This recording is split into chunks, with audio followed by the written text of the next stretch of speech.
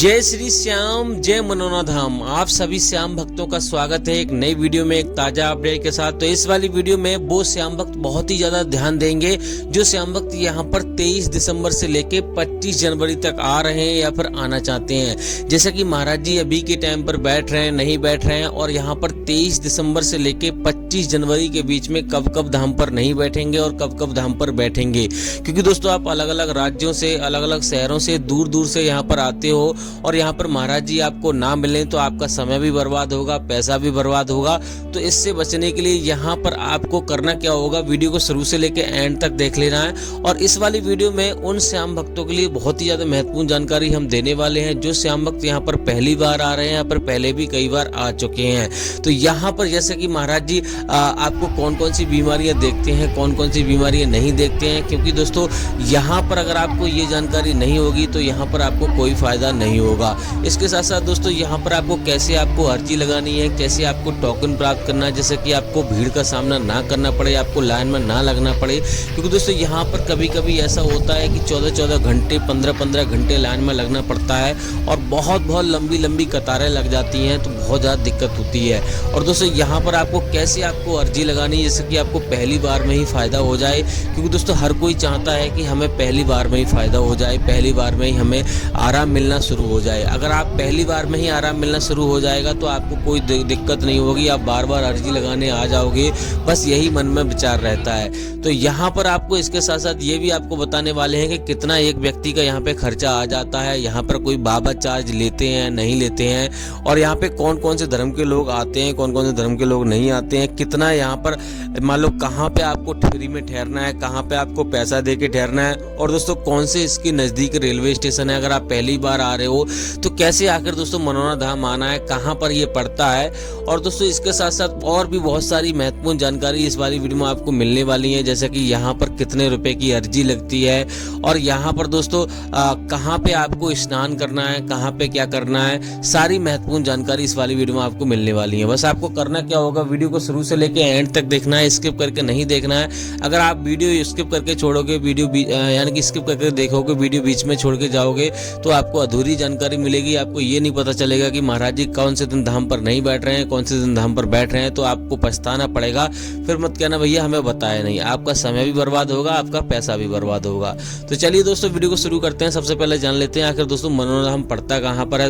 देखो दोस्तों मनोना धाम उत्तर प्रदेश राज्य के बरेली जिला में पड़ता है।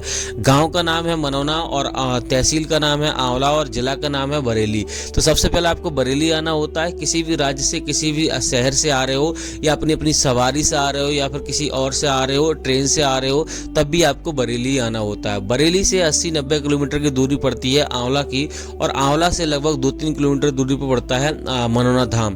तो सबसे पहले आपको बरेली आना है। ट्रेन से आ रहे हो तब भी आपको बरेली आना है, गाड़ी से आ रहे हो अपनी से तब भी आपको बरेली आना है। बरेली आने के बाद आपको सीधा ट्रेन से अगर आना चाहते हो तो आप आंवला आ सकते हो, 20 रुपये का किराया लगता है और 80-90 किलोमीटर की दूरी है, तो आराम से ट्रेन से आ सकते हो। अगर ट्रेन अवेलेबल नहीं है तो रोडवेज बस से आ सकते हो, क्योंकि दोस्तों हर समय लोकल ट्रेन नहीं चल पाती है, तो रोडवेज बस भी चलती हैं, और प्राइवेट गाड़ी, टैक्सी वगैरह भी करके आ सकते हो, कोई आपको दिक्कत होगी नहीं। यहाँ पे पहुँचने के बाद दोस्तों पहला काम क्या करना है, पहले तो आपको आंवला आना है। आंवला से सीधा आप किसी ऑटो रिक्शा, ई रिक्शा से मालूम करोगे भैया हमें मनोना धाम जाना है, तो वो आपको छोड़ देगा, कोई आपको दिक्कत होगी नहीं। मनोना धाम पहुंचने के बाद आपको पहला काम क्या करना है। पहला काम दोस्तों ये रहता है कि आपको यहाँ पे हाथ मुंह धोकर या फिर स्नान कर यहाँ पे जगह जगह मंदिर के दोनों साइड आपको बाथरूम मिल जाएंगे नहाने के लिए, तो वहाँ पे आप स्नान कर सकते हो। ठंडा गर्म पानी आपको मिल जाएगा जिस हिसाब का आपको चाहिए। तो यहाँ पर अगर आप स्नान करना चाहते हो तो स्नान कर सकते हो। आपका मरीज अगर सक्षम नहीं है स्नान करने में, आप सक्षम नहीं हो, तो यहाँ पर हाथ मुंह धोकर आपको सबसे पहले श्याम जल की बोतल आपको खरीदनी है। उससे पहले आपको एक बात विशेष ध्यान रखनी है, अपने घर से आप प्लानिंग करके चल रहे हो तो आपको ऐसी प्लानिंग करनी चाहिए कि यहाँ पे आप सुबह में पहुंच जाओ। क्योंकि दोस्तों सुबह में अगर आप यहाँ पे आओगे तो यहाँ पर आपके दर्शन एक दिन में दर्शन हो जाएंगे, और सुबह में अगर आप नहीं पहुंचते तो यहाँ पे लगभग 2-3 दिन का समय लग जाएगा। और ज़्यादा से ज़्यादा समय मान लो अगर सुबह में पहुंच जाओगे तो आपको एक दिन के चांस बनते हैं कि एक दिन में ही दर्शन हो जाएंगे।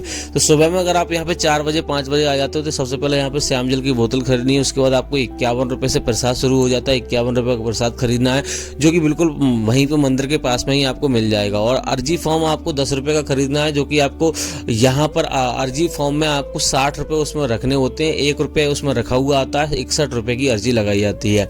तो बस यही खर्चा होता है, बाकी कोई यहाँ पे खर्चा होता नहीं है। यहाँ पे जो भी खर्चा होता है आप पे डिपेंड करता है कितना आप खर्च करोगे। नॉर्मल एक व्यक्ति का खर्चा यहाँ पे 500 रुपये का रहता है। यहाँ पे जैसे कि मान लो अगर होटल वगैरह में वो नहीं रुकता है, यहाँ पे धर्मशाला में नहीं रुकता है, फ्री में यहाँ पे रुकता है, तो यहाँ पर 500 रुपये का खर्चा आता है। फ्री में रुकने के लिए मैं आपको बता देता हूँ, अगर यहाँ पे धर्मशाला में रुकोगे तो यहाँ पे 1000 से लेकर 3000 रुपये खर्चा आएगा। और यहाँ पर अगर मान लो होटल में रुकोगे तो होटल यहाँ पे मौजूद नहीं है, आप उसके लिए आपको आंवला में रुकना होगा, उसमें आपको 300-400 रुपये का खर्चा आएगा एक व्यक्ति का। और यहाँ फ्री में रुकना चाहते हो तो जगह जगह टेंट बने हुए हैं लकड़ी के, और यहाँ पे टीन सेट भी पड़े हुए हैं, और जहाँ से प्रसाद लोगे वहाँ पर भी रुकने की व्यवस्था उन्होंने बनाई होती है। लेकिन शर्त यह है प्रसाद उन्हीं की दुकान से लेना है जहाँ से आप आराम करना चाहते हो। तो इस प्रकार से आप आराम से वहाँ पे आप रुक सकते हो फ्री में, तो 500 रुपये का खर्चा आएगा। खाने की बात करते हैं तो यहाँ पे 60 से 70 रुपये की थाली आपको मिल जाती है, शुद्ध शाकाहारी, आराम से वहाँ पे भी आप खाना खा सकते हो। और 500 रुपये का खर्चा यहाँ पे एक व्यक्ति का नॉर्मल आ जाएगा। वो आप पे डिपेंड करता है कितना आप खर्च करोगे ऊपर।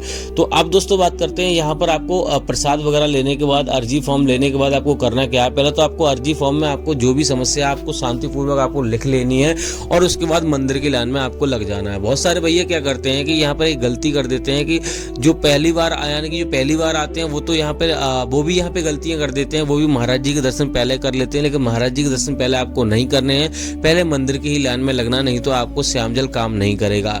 जो पहली बार आ रहे हैं या फिर पहले भी कई बार आ चुके हैं, तो सबसे पहले आपको विशेष ध्यान रखना है। अब अगर आपको फायदा नहीं हुआ है तो यहाँ पर आपको मंदिर के ही दर्शन पहले करने होते हैं, क्योंकि जो भी काम होते हैं खाटू श्याम महाराज की कृपा से होते हैं, और महाराज जी तो सिर्फ आधार बने हुए हैं। तो यहाँ पर मंदिर की लाइन में आपको लगकर सुबह 4 बजे ही आपको यहाँ पे प्रसाद वगैरह और जो भी अर्जी फॉर्म है वहीं पे जमा करना है, और कहीं पे आपको जमा करना नहीं है। उसके बाद आपको सीधा महाराज जी की लाइन में लग जाना है। महाराज जी की लाइन भी सुबह 4 बजे से लगना शुरू हो जाती है। जैसे ही मंदिर के दर्शन आप करोगे, मंदिर के दर्शन जल्दी हो जाते हैं, क्योंकि दोस्तों मंदिर की कभी कभी 2 लाइनें चल जाती हैं और कभी कभी 1 लाइन चलती है, तो मंदिर के जल्दी दर्शन हो जाते हैं। लेकिन महाराज जी की जो लाइन होती है वो स्लो स्लो चलती है, क्योंकि महाराज जी आराम से शांतिपूर्वक देखते हैं भक्तों को। तो यहाँ पर महाराज जी की लाइन में आपको लग जाना है। उसके बाद आपको यहाँ पर महाराज जी यहाँ पर जैसे ही आपका नंबर आएगा, सुबह 9 बजे से बैठना शुरू हो जाते हैं महाराज जी, और 3 शिफ्टों में बैठते हैं और 50-50 लोगों की टोली देखते हैं। जैसे ही नंबर आपका आएगा महाराज जी देखेंगे, आपको थोड़ा सा झारा देंगे और यहाँ पे आपको श्यामजल पिलाएंगे, और यहाँ पे घर पे सेवन करने के लिए बोलेंगे। आपको विशेष ध्यान रखना है, कभी भी आपको ऑनलाइन श्यामजल आपको नहीं मंगाना है, ऑनलाइन आपको अर्जी नहीं लगानी है, इस बात का विशेष ध्यान रखना है। क्योंकि ऑनलाइन अगर आप श्यामजल मंगाओगे तो वो खंडित हो जाएगा और फायदा नहीं करेगा, काम नहीं करेगा। इन बातों का विशेष ध्यान रखना है। और दोस्तों यहाँ पे श्यामजल का जो सेवन है सुबह 4:30 बजे से लेकर 11:30 बजे के बीच में आपको श्यामजल का सेवन आपको कर लेना है। आपको कभी भी गैप नहीं करना है, इस बात का विशेष ध्यान रखना है। मीट मछली अगर खाते हो, आपके परिवार में कोई खाता है, तब भी आपको वो सारी चीजें पहले ही यहाँ से आने से पहले ही आपको छोड़ देनी है। 10 दिन लगभग पहले ही छोड़ देनी है, जहाँ तक है तहाँ तक हो सके तो ये चीजें कर लेनी है। और दूसरी बात यह है कि अभी आपको गैप नहीं करना है श्यामजल में, तो इस बात का भी विशेष ध्यान रखना है। तो यहाँ पर आप अब बात करते हैं यहाँ पे महाराज जी कौन कौन सी बीमारियां देखते हैं, कौन कौन सी बीमारियां नहीं देखते हैं। तो महाराज जी यहाँ पे चाहे आपकी कोई भी समस्या हो, चाहे कोई बीमारी हो, कोई भूत प्रेत की समस्या हो, किसी भी प्रकार की बीमारी हो, किसी भी प्रकार की समस्या हो, हर एक प्रकार की समस्या देखते हैं महाराज जी, और फायदा भी होता है। बहुत सारे भैया कहते हैं कि हमें फायदा नहीं हुआ, तो हम आपको बता दें उन लोगों के साथ उन लोगों को फायदा नहीं होता है, या तो उन्होंने कोई गलती की होती है, कुछ नियमों का उल्लंघन किया होता है, या फिर उनके साथ पुण्य नहीं होते हैं। जिन लोगों के साथ पुण्य नहीं होते उनको पहली बार में फायदा नहीं होता है, और जिन लोगों के साथ पुण्य होते हैं उन लोगों को पहली बार में ही फायदा होता है। बस इतना ही अंतर होता है। क्योंकि दोस्तों आप जानते हैं जाने अनजाने में हर किसी से पाप होता है संसार में, चाहे मैं सही चाहे आप सही। तो यहाँ पर जिन लोगों के साथ पुण्य होते हैं तो उनको थोड़ा जल्दी आराम मिल जाता है, जिन लोगों के साथ पुण्य होते नहीं होते तो उनको थोड़ा लेट आराम मिलता है। तो थोड़ा धैर्य रखिए, पेशेंस रखिए, आराम से 1-2 बार अर्जी लगाइए और सारे नियमों का पालन कीजिए, आपको फायदा जरूर मिलेगा। तो अब दोस्तों बात करते हैं यहाँ पे आपको और कौन कौन सी सावधानी आपको बरतनी है। अब बात सबसे पहले तो आपको एक बात का विशेष ध्यान रखना, अपने घर से आप चल रहे हो और यहाँ पे दर्शन करके आपको सीधा अपने घर ही जाना है, कहीं पे किसी भी रिश्तेदारी में आपको नहीं रुकना है, किसी भी जगह नहीं रुकना है। इस बात का भी विशेष ध्यान रखना, सीधे अपने घर पे जाके जो भी आपको पूजा पाठ करना है अपने घर पे ही जाके करना है, बीच में आपको कहीं पे नहीं रुकना है। इन बातों का भी आपको विशेष ध्यान रखना होता है। अब दोस्तों बात करते हैं यहाँ पे कि महाराज जी यहाँ पे कौन कौन से दिन धाम पर बैठते हैं, कौन कौन से धाम पर नहीं बैठते हैं। तो महाराज जी बुधवार और बृहस्पतिवार यानी वेडनेसडे और थर्सडे को धाम धाम पर नहीं बैठते हैं। इस दिन अगर आप आ रहे हो तो आपको नहीं आना है। कोई एकादशी का त्यौहार हो गया, कोई बड़ा त्यौहार हो गया, तभी महाराज जी धाम पर बैठते हैं इस दिन, अन्यथा आपको इस दिन आपको नहीं आना है। चाहे कोई भी कभी भी महाराज जी लगातार बैठ रहे हैं तब भी आपको नहीं आना है। अब दोस्तों बात करते हैं महाराज जी अभी के टाइम पर बैठ रहे हैं नहीं बैठ रहे हैं, तो महाराज जी अभी के टाइम पर लगातार बैठ रहे हैं और ऐसा अपडेट आया है कि 15 जनवरी तक महाराज जी लगातार बैठेंगे धाम पर। तो अगर आप इस बीच में आ रहे हो तो आराम से आइए, कोई आपको दिक्कत नहीं होगी। अगर बीच में महाराज जी कहीं पर जाएंगे या फिर कोई अपडेट आएगा तो हम आपको देते रहेंगे। आपको सुबह 9 बजे हमारी वीडियो आ जाती है, तो हमारे चैनल पर नहीं तो चैनल को सब्सक्राइब करके रखिए। बाकी कुछ और जानना है तो आप हमें कमेंट कर सकते हो, उसके ऊपर हम जवाब देंगे या फिर वीडियो बना देंगे। तो दोस्तों इसी मंगल कामना के साथ कि आपके जीवन में खुशियां बनी रहें, खाटू श्याम महाराज की कृपा हमेशा आप पे बनी रहे, इस वाली वीडियो को हम यहीं रोकेंगे। उम्मीद करते हैं आपको वीडियो अच्छी लगी होगी। अच्छी लगी हो तो लाइक कर देना, चैनल पर नए चैनल को सब्सक्राइब कर देना। तो मिलते हैं ऐसी किसी और वीडियो में, तब तक के लिए जय मनोना धाम, जय खाटू श्याम महाराज।